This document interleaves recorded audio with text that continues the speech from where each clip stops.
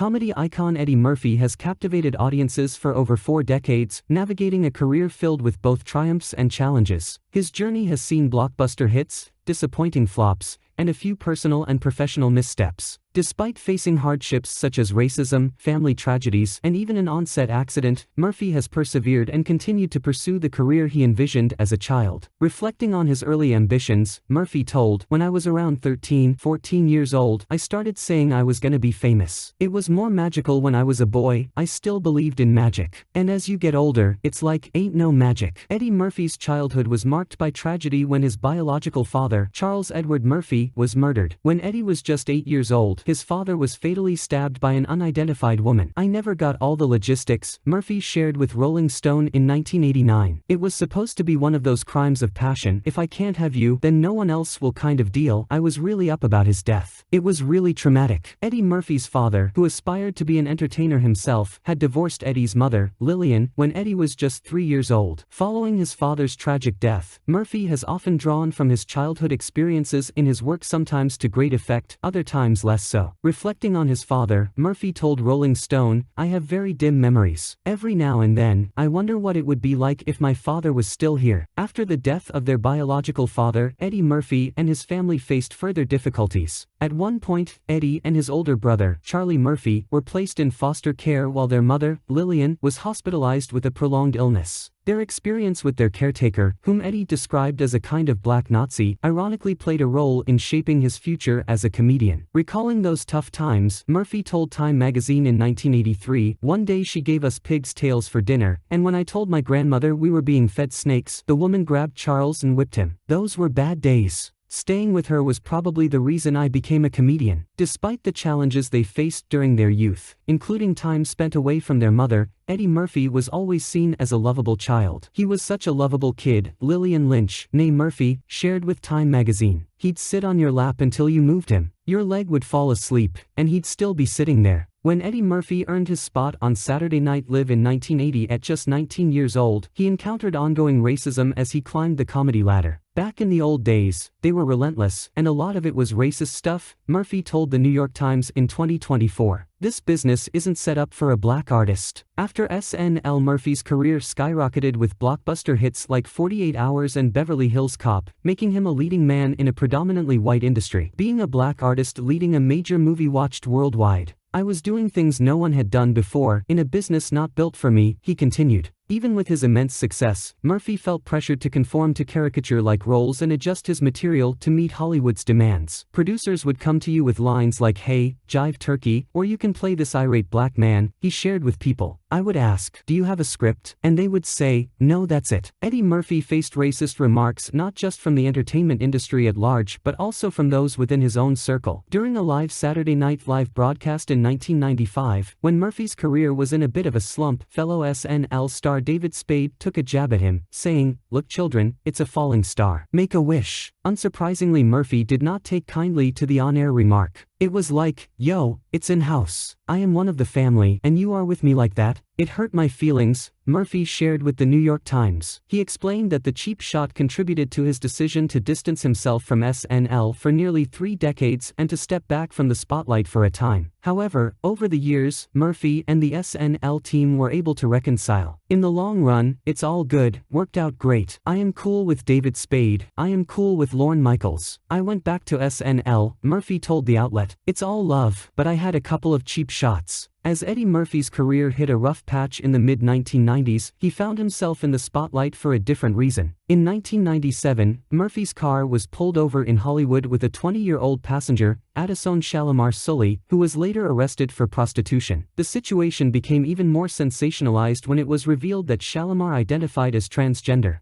Though Murphy was not arrested, he shared his side of the story with both the police and the press.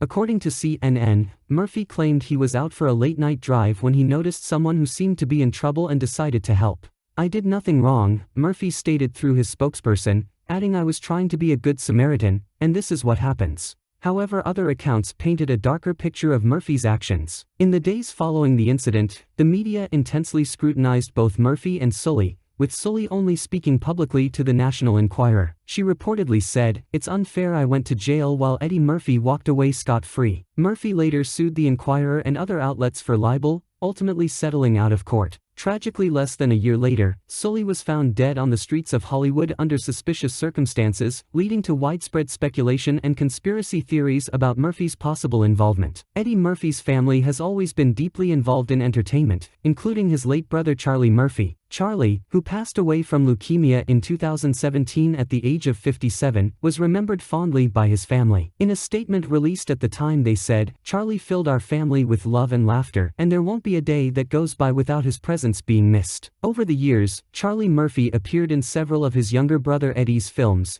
including Harlem Nights and Norbit. He also made a significant impact on Chappelle's Show, where he became known for his role in the infamous True Hollywood Story sketch about funk singer Rick James. Despite their differing paths in the entertainment industry, Charlie never resented Eddie's success. On The Howard Stern Show, Charlie expressed his pride saying, "I can't tell you how proud I am of my brother. There's nothing bitter about it. The first time I saw my brother perform on stage, the feeling he gave me is something I can still feel today." Murphy's own inspirations have profoundly influenced him. "When I saw Richard Pryor, I realized what I was," Murphy told Entertainment Weekly. Like many entertainers of his era, Murphy's idols struggled with a well-publicized drug problem, which they discussed in a 1983 interview with People. Pryor remarked, "Getting drugs, that's all I knew. The pain, good old pain. It's real strange being straight now, I mean real straight." Murphy and Pryor later worked together on the 1989 film Harlem Nights, which Murphy wrote and directed. Their friendship endured until Pryor's death in 2005. In April 2024, several crew members were injured on the set of Eddie Murphy's film, The Pickup. Although Murphy and his co-stars, including Keke Palmer and Pete Davidson, were not involved, reports indicated that behind-the-scenes personnel sustained various injuries. "It was a completely freak accident," an anonymous source told AP. "It wasn't even a complicated or dangerous stunt. The incident occurred during a stunt involving an armored GMC car and a BMW filmed outside of Atlanta. 8 crew members were hospitalized,